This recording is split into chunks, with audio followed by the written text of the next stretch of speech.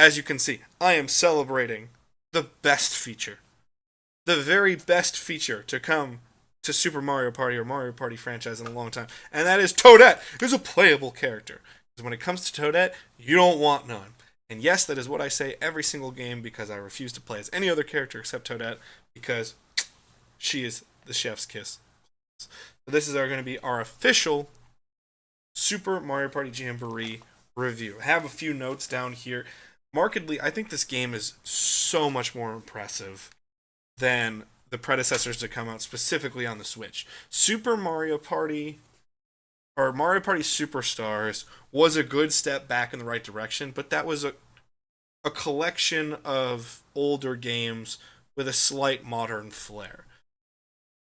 That was a step in the right direction, where Super Mario Party, the first release on the Switch of the franchise, left a lot wanting. There's 4 maps, 5 maps, maybe.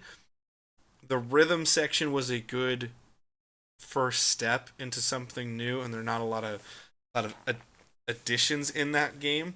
The only thing I will say that I liked more about Super Mario Party than maybe even the ones that we just got, including Jamboree, is the amount of unlockable characters. But I'll get to that. Otherwise, I think this game is a complete improvement over everything that Super Mario Party was doing.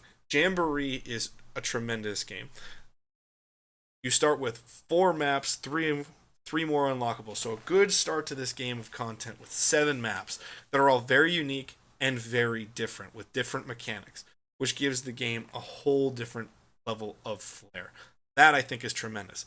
And the best way to do that and unlock them is essentially a new story mode which they've created, which I think is incredible.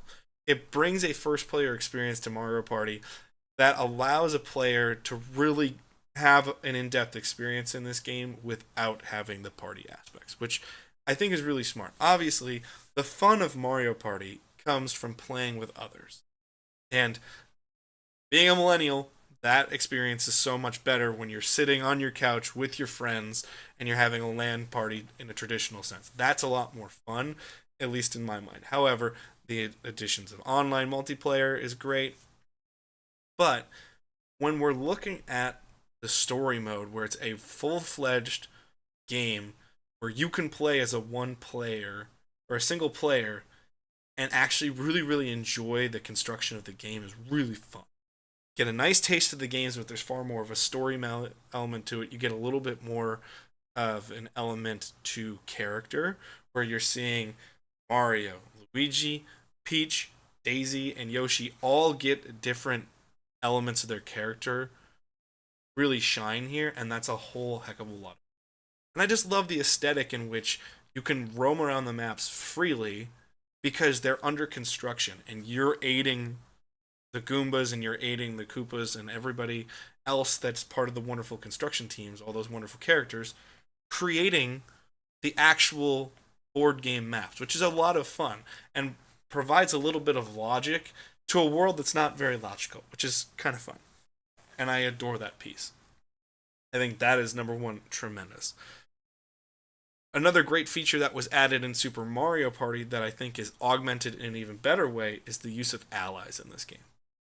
The way that an ally can be used only for a limited amount of time and that ally can also be stolen is really fun as a gameplay balance mechanic.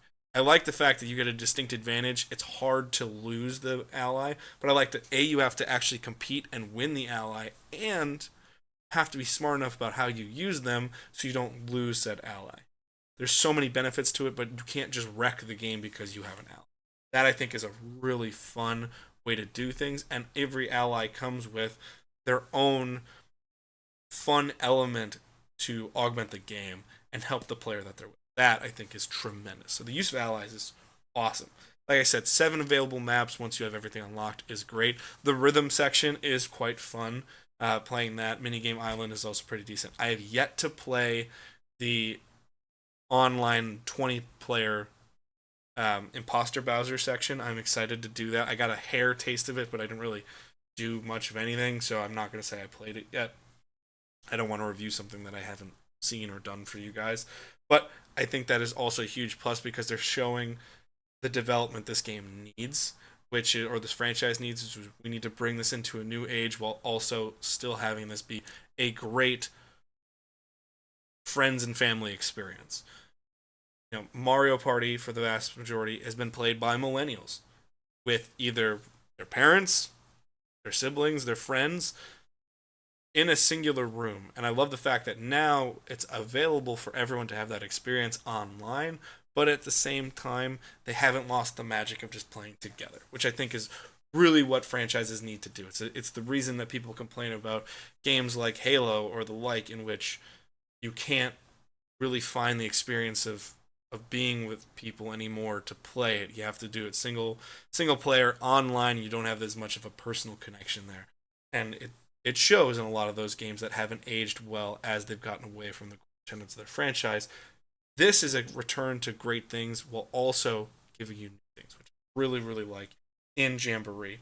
I also will say the games actually have a very difficulty. There are some that are incredibly easy, which was the vast majority of the Super Mario Party games. And then there are some that are actually somewhat difficult. There were multiple times I was losing against computers, or multiple times that I was just not fully comprehending the best part of the game and really screwing myself, honestly, while playing.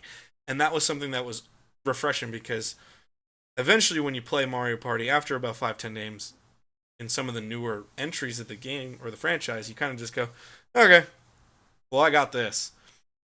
And I'm always the player where I stayed up Thursday night.